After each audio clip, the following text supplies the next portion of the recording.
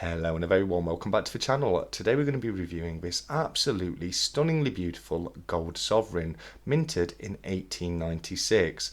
But before I do so, you may have noticed something a little bit different about the video today, and that's because I haven't had a chance to tidy my things away from last Saturday's live stream.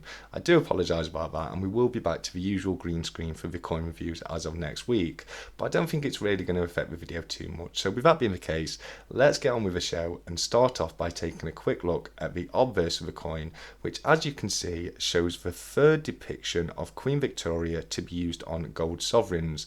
It was designed by artist Thomas Brock and is commonly known as the widowed or old-headed portrait.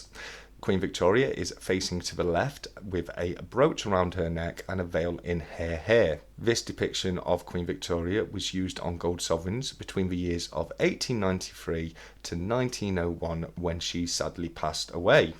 Around Queen Victoria there's a legend that reads, Victoria, de Gra, Brit, Regina, Fid Def, Ind Imp, which of course is abbreviated Latin and would translate to Victoria, by grace of God, Queen of Britain and Defender of the Faith, Empress of India, as during the time Queen Victoria was the Empress of India.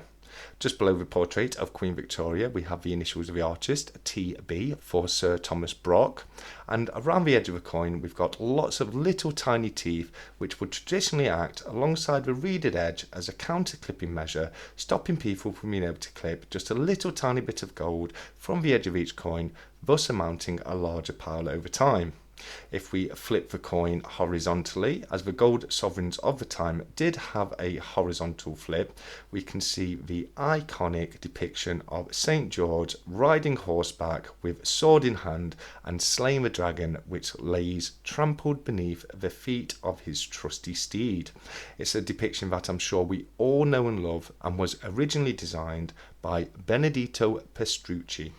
Below St. George we have the date, which is in this instance 1896, and just to the right hand side of the date we have the initials BP for Benedetto Pestrucci. Once again, around the edge of the coin we have lots of little teeth which, as mentioned before, would traditionally act as a counter clipping measure. If we take a quick look at the facts and figures of the coin, with this being a gold sovereign, it is comprised of 7.99 grams of 9167 or 22 carat gold. It has a diameter of 22.05 millimeters and a thickness of 1.5 millimeters. A coin in this condition is currently fetching around 450 to 460 pounds and was minted to figures of 3,334,065. Okay, so that's the 1896 gold sovereign. It's pretty typical as far as sovereigns go, especially with it having the standard Benedetto Pestrucci depiction of George slaying the dragon, but with it being an old-headed version, it would make it very sought after and popular to both gold stackers and collectors alike. Sovereigns are very much a fan favourite when it comes to stackers and collectors, and that's partly because they're one of the most liquid forms of gold you can find. They are very easy to pick up and sell, and you can very often find them for only a few percent higher than the current spot price, which is one of the reasons it makes them such a sought after coin. I hope you've enjoyed the video today, but I'm going to leave you there by saying until next time, as usual, look after each other, keep stacking, take care, and goodbye.